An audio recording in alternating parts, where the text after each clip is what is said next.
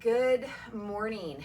It's just after 5 a.m. just outside of Calgary, and I want to bring something up that happened at the Therapeutic Yoga Intensive yesterday that we were running online that is really, really common.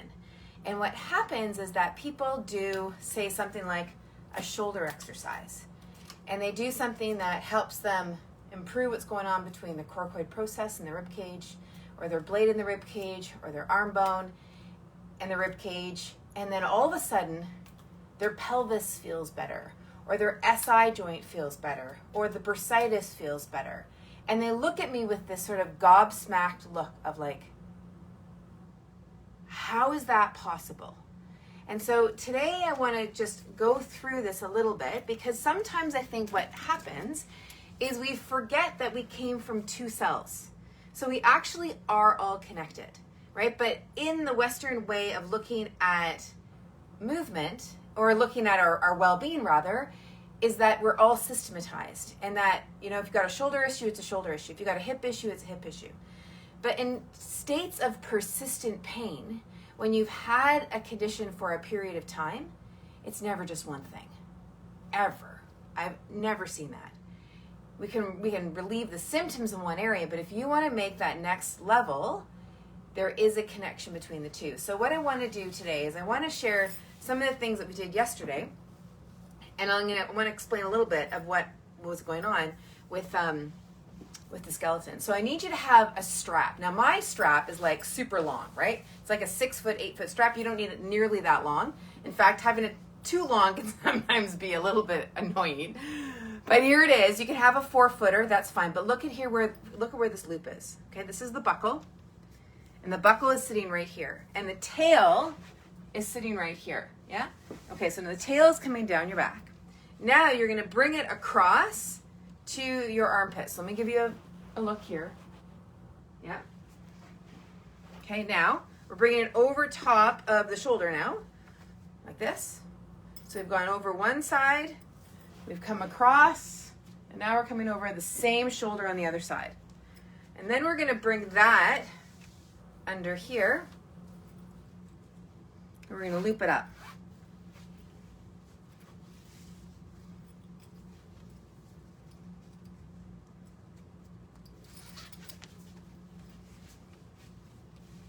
Okay, so there's looped up. You can see that I've got an X on the back. Okay, and then what I recommend is you bring this the buckle of it, bring it to the back. Okay, now I want to show you something. I'm going to bring the skeleton up really, really close. So you see where this is placed right here, yeah? Okay, now look at this guy. Look at that. That's the coracoid process of the shoulder blade. Okay, and so there's a muscle called your pec minor that attaches right here. And there's a whole bunch of other tissue, muscle, and fascia all through here that can get really, really limited, particularly when we've got a little bit of a forward motion here. Now, what's interesting is people will then go, oh yeah, because the shoulder's around and forward, right? Which is true, they might be, but part of that coming forward is not just about the shoulders, it's about what's going on below the body, like in the below the shoulders. So when you're here and you feel like you're being pulled back this way a little bit, that's partly what's happening. It's partly that the collarbones and that coracoid process are coming back more this way, right? And you can probably you won't jut your ribs up. But for many people, they feel like there's support, that their rib cage now can sit here on top of their pelvis more easily. Okay, so now I'm going to come back. I'm going to be in standing, and I just want you to feel yourself in standing here. And notice what this feels like now that you're in Tadasana. Yeah, and just feel the points of your feet, the center of the heel, the ball of the foot, and the base of the pinky toe. Feel those underneath you. And now notice just the orientation that you have between your shoulder girdle and your feet.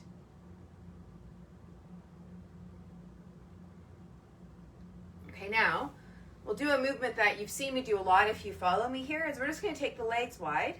Pay attention to what's going on in here. Now we're going to start to move through the legs, and keeping the awareness on the feet, now start to move through your hips and your knees. So this is the articulating joint. But now what's likely going to happen for some of you is you're going to notice that you have a bunch of tension in here, or a bunch of tension in through here. Yeah? So as you move your hips, notice, are you building tension through here and here?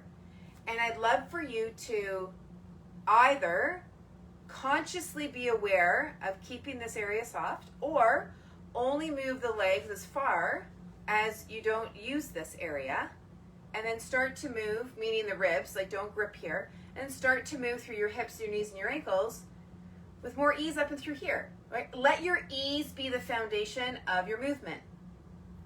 And the position of the strap is just putting your shoulders in an orientation in your brain, yes, and probably physically, that is having you move through your hips, perhaps in a bit of a more, I'm just going to say a more deliberate, specific way.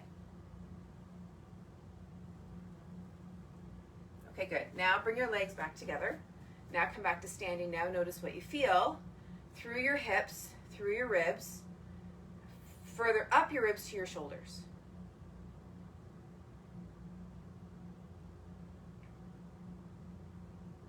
Okay, good. Now let's take that off. And hold on to it because we're going to use it again. But now just notice what you feel through here in your shoulder girdle, and notice what's going on through your pelvis, down your legs to your feet. Yeah? Okay, so now unhook this if you're using it because it will have spun and twisted. And let's take the strap again and make a loop of it. And that loop is coming into being about shoulder width apart. Okay? So close up like this. So now what I'm going to do is I'm going to put it here and then here so that my strap is just over the shoulders. And let me just move the buckle so the buckle's not on my elbow. Yeah, so now I'm here. Okay, now, one of the tricky bits with this one is that sometimes when people don't have the range to bring their arms back, then they're going to stick this out or they're going to do something with their hips. So now you start to see more relationship. So make it so that it's easy enough for you to slide it on, and it's just above your elbows. So you get a closer look there? Yeah. Okay, so you're here now. Now this is not so snug like the last one. It's not so snug that you start to gain numbness or tingling in your hands. And now watch this arm bone in the shoulder socket. And we're bringing the arm back. Let me bring the skeleton up.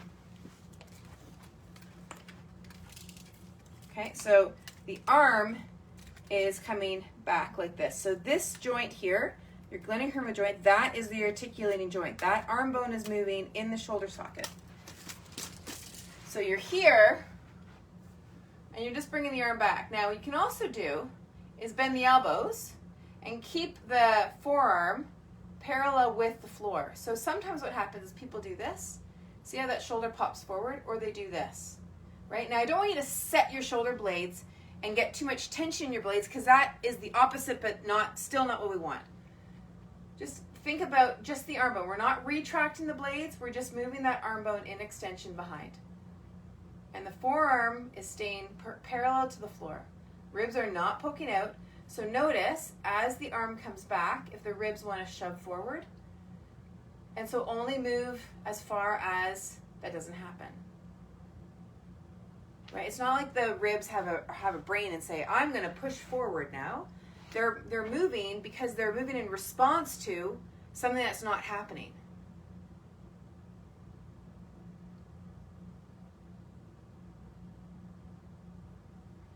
Okay, now notice yourself standing on your feet and be aware of that. And be aware of just the orientation of your body, head, rib cage, pelvis, feet. Good, and then let that go. Good. Now, stand and notice what you feel.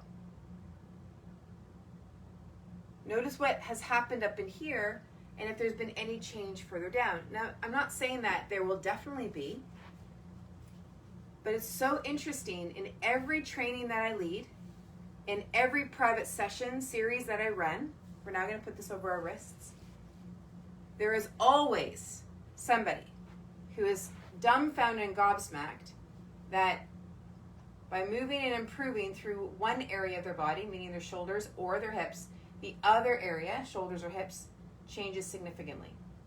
And it's in a way that's very surprising to them because They really thought that their issue was in the area of the body that was having the pain or having the strain.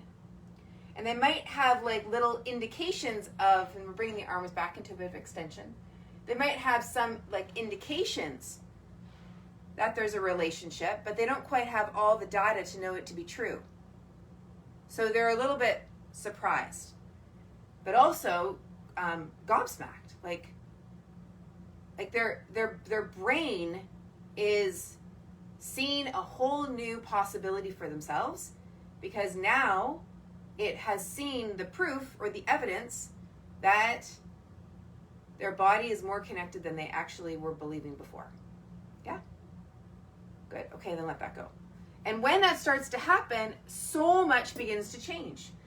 But the trouble is that we can't necessarily change our thinking, even though intellectually we might know there's a connection. It's really tough to change that. The change comes from the feeling experience. Yeah? Okay, so now we're going to add a TheraBand. And the TheraBand is here. And now it's just bringing the arms wide. So now pay attention, yeah? So watch if you want to do this. Watch if you want to hold the ribs down. Notice the level of tension that you're utilizing up and through here, and then also bring your awareness down to here about what's happening through here. Like, do you feel like you're leaving your legs? Like, people actually feel like, not like numb, but like there's almost a dissociation from their legs. So when you're here, find a position with that band, and only just easy. Be really, really easy about it. Maybe you're only coming here. Maybe you come through here. But have this arm bone doing a horizontal movement here, just like so. Yeah.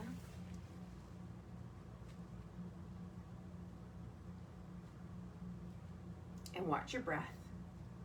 Allow your ease to be the foundation of this. Your ease is arising out of your awareness.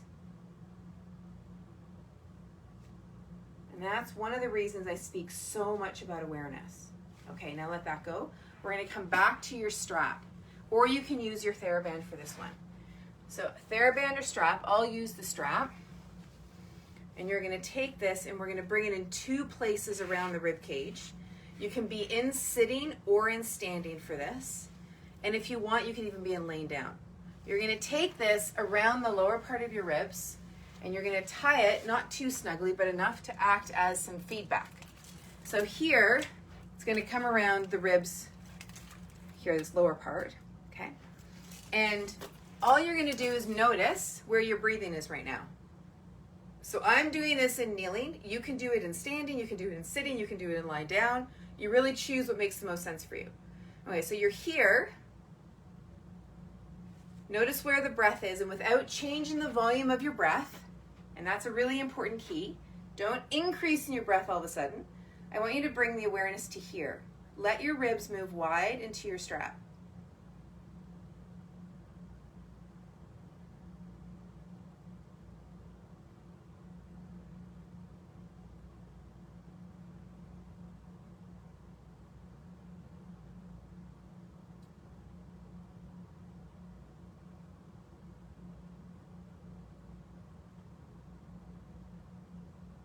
Good. Okay, now back here.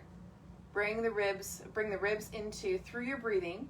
Allow your breathing to come back into the back ribs and into the strap.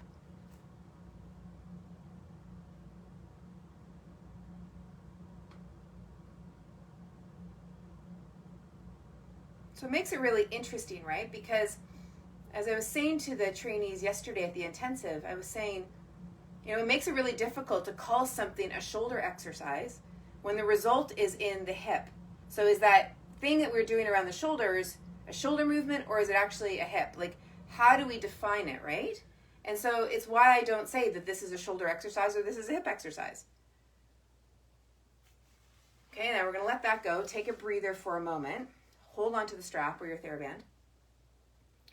And it's why I just simply like looking at movement. And we see the result of the movement from what we do, as opposed to saying, this is a thing for the glutes. I can't tell you how many times I have worked with someone's shoulders and their glutes have started to fire. And it's like, so then what was that? Was that a glute exercise that I was helping someone with? No, not at all, right? It was just helping someone move better. It just, their body was in a certain state where they were, now we're up higher, under the armpits here, was in a certain state where they're doing something up in here, and that was related to glutes not firing. And then when we kind of got that more online, then the glutes went, oh, that's what you want me to do. That's why it's so important to be able to see your person and see their movement pattern, be present to what's going on in front of you, rather than kind of going through your head all these protocols and templates for conditions. I found that it's not a very effective way to get results. Okay, so now here, same thing. Feel where you're breathing, and now bring your breath out into the side of your ribs.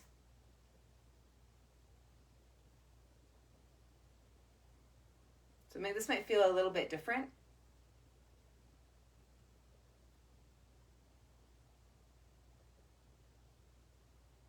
If you need to put your fingers under here, do that. And then bring it into the back of your ribs.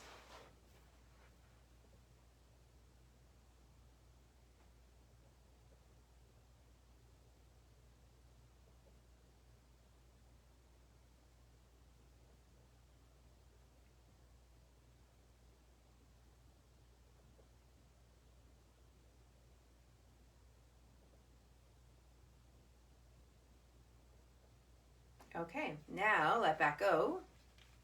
And let's see where you are at.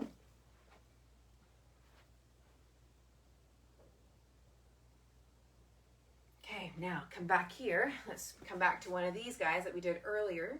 So now rotate your leg bones. Notice what's going on up here. Now start to move through your hips, your knees, and your ankles. And notice what happens. See, this is what it comes to around being able to solve your pain puzzle, is developing the awareness of what it is that you're unaware of and starting to collect the data points around what's going on in your body and your mind, and then bringing them together and seeing the patterns and then intervening appropriately. And I'm getting into all of that this November with Solving the Pain Puzzle. The link is in the subject part of this post. I would love, love, love, love to teach you. Love to teach you. I'd love to help you get untrapped and uncaged from persistent pain.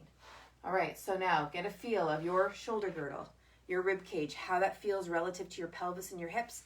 As you move around in your day or the rest of your day today, or before you're going to bed, depending on when you're doing this, just pay attention. Pay attention to these relationships. I would love to read your comments below, and if you've got questions, fire them off. Mwah! Have a great, great day. We'll see you tomorrow.